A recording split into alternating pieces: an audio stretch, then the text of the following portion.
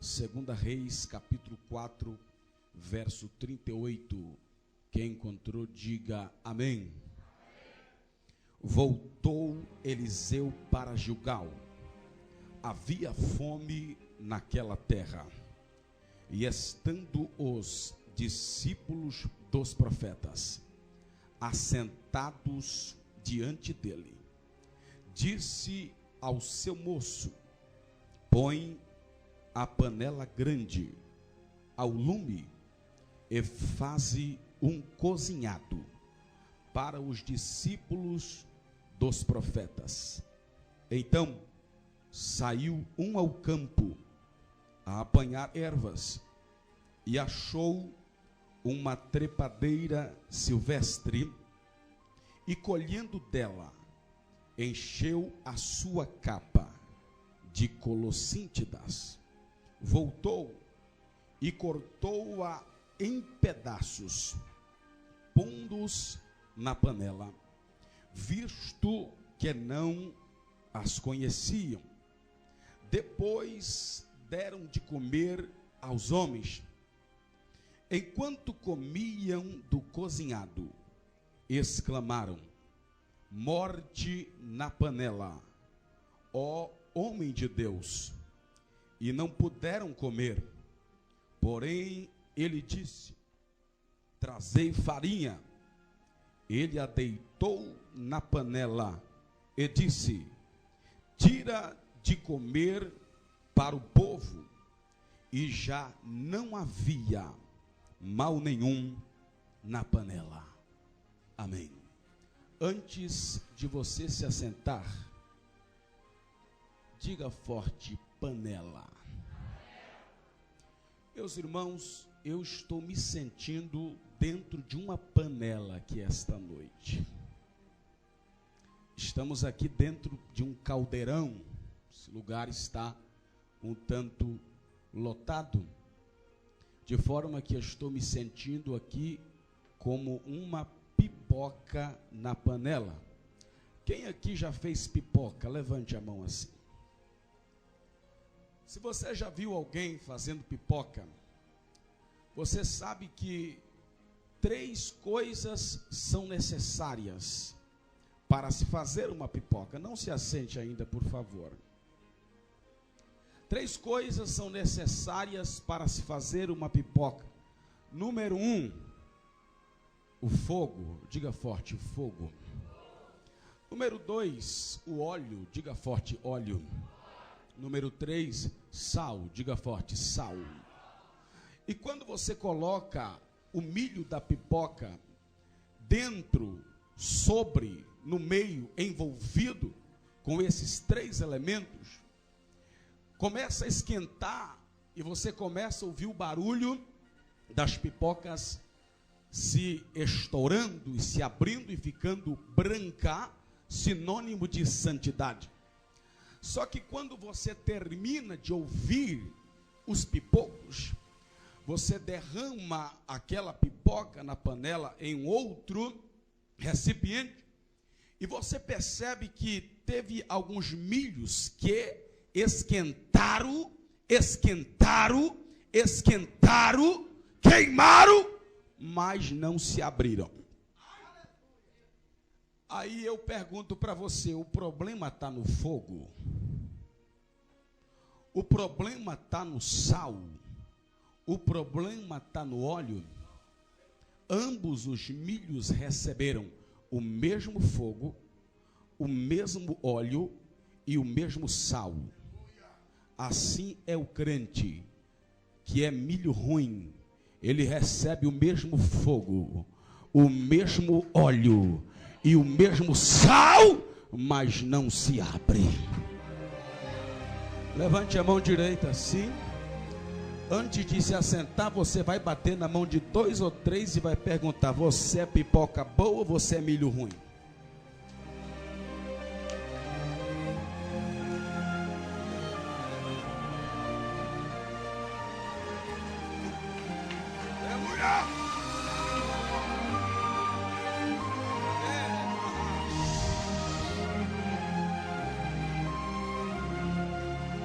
Podem tomar o vosso assento.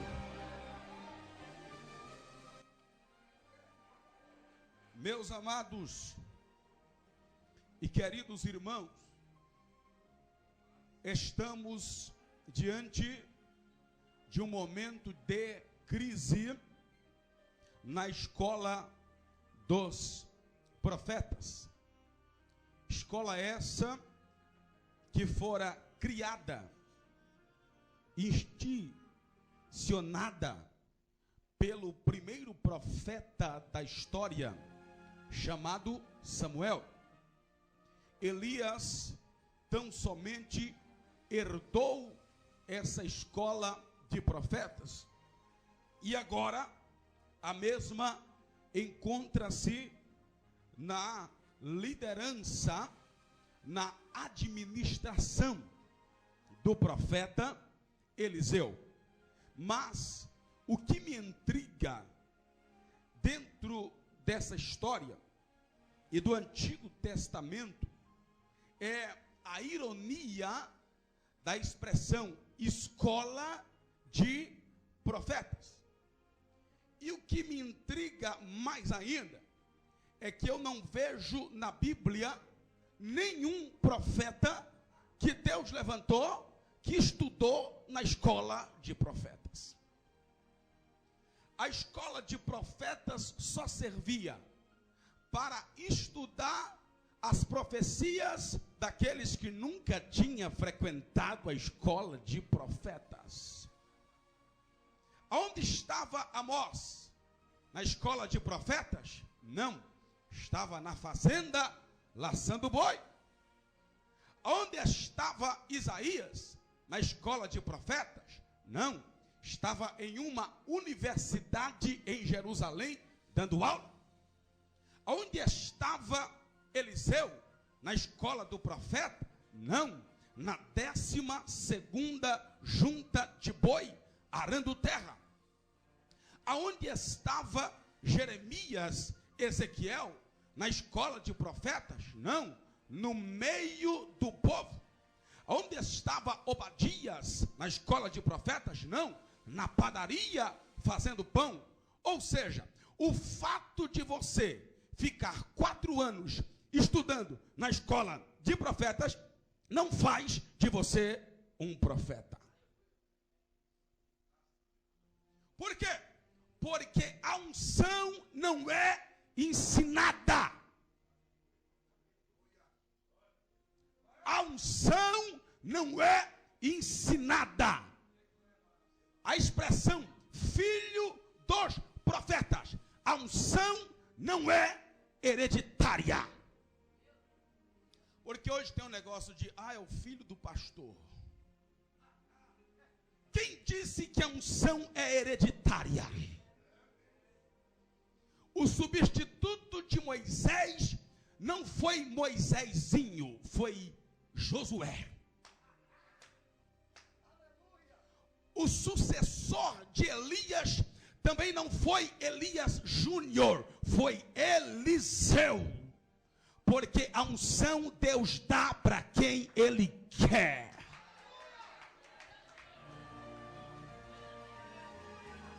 Deus tem diversas maneiras e lugares de levantar profeta. E a maioria dos profetas que Deus levantou não foi na escola de profetas. Alguém está olhando e está dizendo, é dali que Deus vai levantar, é de lá que Deus vai suscitar. E Jeová está olhando para a roça e está dizendo, não é de lá da roça, é de lá que eu vou levantar profeta, é de lá que eu vou levantar profeta. E agora estamos em um momento de crise nessa escola de profetas. E a Bíblia diz que voltou Eliseu para Gilgal. E o que havia em Gilgal? Havia fome na terra. A primeira coisa que eu aprendo aqui é que quando os profetas se ausentam, há fome na terra. A primeira coisa que eu aprendo aqui é que quando os profetas de Deus se ausentam, há fome na terra. Pois quando Eliseu voltou a Gilgal, havia fome na terra. Porque quando o profeta vai embora, o povo passa fome. E quando o profeta voltou, havia passado. Por quê? Porque o profeta chegou. E aonde tem profeta, não tem fome. A Bíblia diz que uma grande fome houve na terra de Israel, mas lá no ribeiro do Querite, onde estava residindo o profeta Elias, 2 vezes ao dia o corvo trazia pão e carne, porque onde tem profeta não tem fome. Houve uma grande fome em Israel, mas na casa de uma viúva não houve fome. Por quê? Porque o profeta chegou lá e disse: a farinha da panela não vai acabar, e nem o azeite da botija. Aonde tem profeta não tem fome. Houve uma grande fome em Samaria, ao ponto de 2 mulheres conversarem: hoje comeremos o meu filho e amanhã comeremos o teu. Mas o profeta chegou em Samaria e disse: amanhã, a esta hora, haverá comida em Israel. O capitão do rei se levantou e disse: ainda que Deus faça uma janela do céu, isto não vai acontecer. Deus se levantou do trono e disse: gostei da ideia, não vou fazer uma janela, vou fazer várias, e todo que der dízimo, eu abrirei a janela.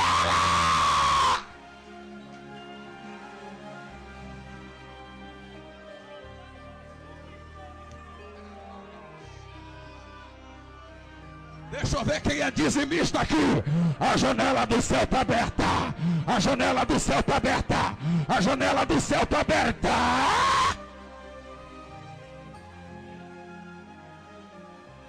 Aonde tem profeta, não tem fome. O profeta Eliseu olhou para o capitão e disse: com teus olhos verás, mas não comerás. No dia seguinte, o povo estava com tanta fome que foi para cima da comida e atropelou o capitão. Ele viu, mas não comeu, porque ele não sabia que aonde tem profeta tem comida, tem comida, tem comida. Aonde tem profeta não tem fome, pois com 20 pães Eliseu satisfez 100 homens. Aonde tem profeta não tem fome. Jesus Cristo pregava e por 3 dias a multidão acompanhava. Ao 3º dia o povo sentiu fome. Então Jesus Cristo disse: o que temos aqui? Está ali um rapaz que tem 5 pães e 2 peixinhos, mas isto que é para tanta gente? Ele não sabia que havia um profeta no meio da multidão. Jeová levantou para cima, deu graça e alimentou 5.000 homens. Oh glória! Aonde tem profeta não tem fome. Certa vez Pedro e João pescaram a noite inteira e não pegaram nada. Eles eram responsáveis por abastecer o mercado de peixe, principal alimento da época. Se a rede de Pedro não pescasse nada, não haveria alimento no mercado de peixe e haveria uma grande fome naquele dia. Mas pela manhã bem cedo, o profeta veio andando na praia da Galileia e disse: ei Pedrão, lança a rede do lado direito. Ele lançou a rede e a rede veio transbordando de alimento, porque o profeta chegou lá. Oh, glória a Deus. Sabe por quê?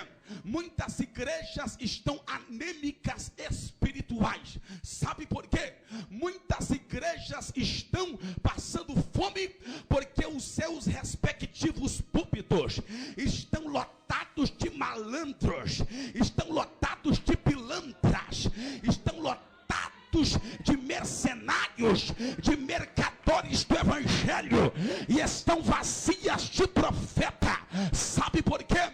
Muitas igrejas estão passando fome porque existem mais igrejas abertas do que profeta de Deus na terra. E qual é o segredo, pregador? É parar de abrir igreja? Não, é melhor igreja do que bar. Mas o segredo é Deus levantar profeta e colocar em cada igreja um profeta. Deixa eu ver quem é o profeta daqui. Deixa eu ver quem é o profeta daqui.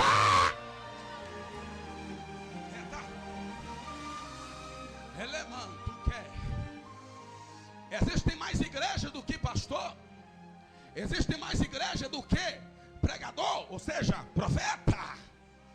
Sabe por que muitas igrejas estão passando fome? Porque os seus púlpitos estão vazios de profetas. O Salmo 74, verso 9, tem se cumprindo na íntegra, quando o salmista disse: já não vemos os nossos sinais, e já não há profeta entre nós, para que possa saber até quando durará isto. Estamos vivendo uma escassez de profetas muito grandes, mas eu quero avisar, e quando eu falo de avisar, eu não estou avisando somente os que estão aqui. Tem gente que diz: estou pregando para quem veio, não para quem não veio.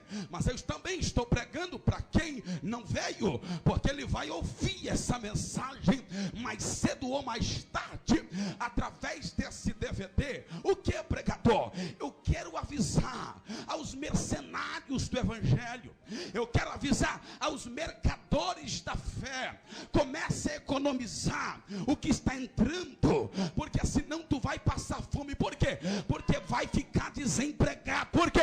Porque Deus está levantando profetas nessa terra. O tempo dos mercadores estão se acabando. Deus está levantando profetas e profetisas.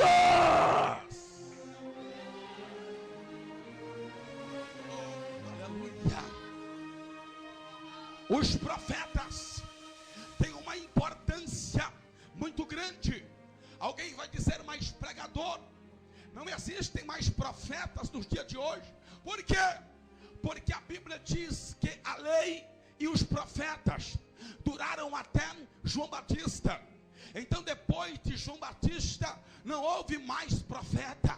Heresia, purinha, porque a Bíblia diz que Deus deu uns para apóstolo e outros para profetas, evangelistas, pastores e mestres. A Bíblia diz que naqueles dias desceram profetas de Jerusalém à igreja de Antioquia, e em Atos 13 diz que na igreja de Antioquia havia profetas e mestres e profetas. Oxalá que houvesse mais igrejas de Antioquia nesta era pós-moderna, porque as igrejas estão lotadas de evangelistas, os pastores estão brigando em cima dos altares, e os apóstolos, os missionários também estão dentro. Lugar de missionário não é dentro da igreja, lugar de missionário é no campo. Mas estão faltando mestres e profetas. Igrejas estão lotadas de pregador, de evangelista, de pastores e de missionário, mas estão faltando mestres e profetas. Mas Deus está levantando profetas e mestre nesta última hora. Pregador, por que tu estás falando tanto de profeta? Porque os profetas têm uma importância muito grande. No livro do profeta Amós, capítulo 3, verso 7 diz: certamente o Senhor Jeová não fará coisa alguma sem antes levantar, revelar aos seus profetas. Eu cito brevemente alguns nomes de pessoas que tiveram a sua vida mudada nasceu de um profeta, Naamã. A Bíblia diz que Naamã era valente, era homem de guerra, era general do exército do rei da Síria, porém era leproso. A Bíblia diz que em uma de suas viagens, em uma de suas guerras, ele trouxe da terra de Israel uma jovem para lavar a sua roupa, porque a sua mulher já não aguentava mais lavar a roupa de Naamã. Então ela chegou com Naamã e disse: traz uma escrava, porque eu não aguento mais lavar tua roupa. Lá vem a jovem da terra de Israel e disse: eu vou lavar a sua roupa. Mas demorou uns dias, ela não aguentou mais lavar a roupa de Naamã, porque quando ele tirava pedaços de carnes podre, saía grudado com a roupa. Então ela disse, estava lavando, e disse: ah, se o meu Senhor estivesse diante do profeta, ele restauraria de sua lepra. A esposa de Naamã ouviu isso, contou para Naamã. Naamã contou para o rei, e foi lá para a terra de Israel, e estava lá contendendo com o rei. Mas o profeta mandou um recado, disse: deixa ouvir a mim, e saberás que há profeta em Israel. Naamã parou na porta da casa do profeta. O profeta só mandou um recado, disse: lava-te. Ei, não adianta lavar a roupa, quem está sujo é você. Não adianta lavar a vestimenta, quem está sujo é você. Não adianta lavar o paletó, quem está sujo é a tua alma. Vai te lavar no Jordão. Aleluia. Profeta, pessoas que tiveram a sua vida marcada pela visita de um profeta, ou a visita a um profeta. Quem não se lembra da viúva, que era mulher de um dos filhos do profeta, era mulher de um dos servos dos profetas, chegou com Eliseu e disse: o meu marido, teu servo, morreu, eu estou endividada, não tenho como pagar a dívida. Ela disse: olha, o meu marido, e quem era o marido dela? Era um dos discípulos do profeta. O meu marido morreu, ou seja, o teu discípulo morreu. Sim, o discípulo do profeta morreu, mas o profeta ainda está vivo. O servo do profeta morreu, mas o profeta está vivo. Aleluia. O moço do profeta morreu, mas o profeta está vivo. Não importa se o moço do profeta morreu, o importante é que o profeta está vivo. E se o profeta está vivo, tem milagre. E ainda que o profeta morra, pode tocar no osso, porque ainda tem milagre. Porque profeta tem unção até no osso. Quem pode levantar a mão e dar glória a Deus?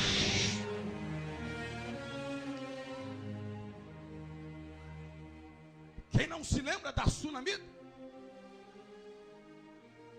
que hospedou o profeta Eliseu em sua casa, fez um quarto para ele, e ele disse: eu preciso te recompensar, o que eu posso fazer por ti? Seu moço disse: ela não tem filhos, e o seu marido já é velho. O profeta olhou para ela e disse: no tempo certo da vida, daqui a um ano, no tempo certo da vida, abraçarás uma criança. E no tempo certo da vida, um ano depois, pastor Carlos Oliveira, aquela mulher estava abraçando o seu filho. Ela teve a vida marcada pelo profeta. Agora deixe-me fazer uma importante ressalva. Quando Eliseu passava em sua casa, ela dizia: este é um santo homem de Deus. Mas depois que ela hospedou o profeta, passou a conviver com o profeta profetizou que ela ia abraçar uma criança. Ela olhou para o profeta e disse: não mintas a tua serva. Olhou para o profeta e disse: não me enganes. Mas espera aí, ela não disse que ele era um santo homem de Deus. Agora estava julgando que o profeta estava mentindo, estava enganando-a. Parece que Eliseu perdeu um pouco da credibilidade. Por quê? Porque passou a conviver com ela. Porque quando você convive com um profeta,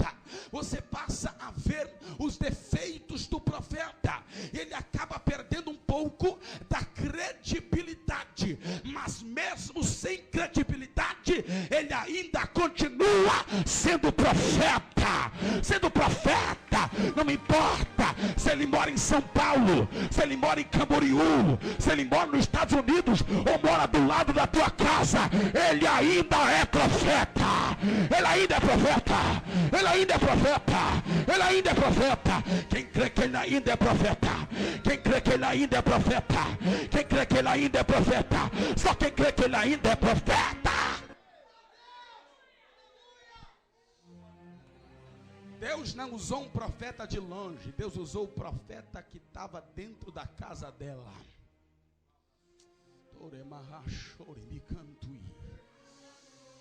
Pessoas que tiveram as suas vidas marcadas pela visita de um profeta. Agora, o segundo motivo pela qual muitas igrejas estão passando fome, porque está escrito no texto: voltou Eliseu para Gilgal. Havia fome naquela terra, e estando os discípulos dos profetas fazendo o quê? Assentados. Diga para o seu irmão: assentados. Alguém chegava e dizia: ô fulano, tem como você ali no campo buscar comida? E disse: não posso sair daqui porque senão vão tomar meu assento.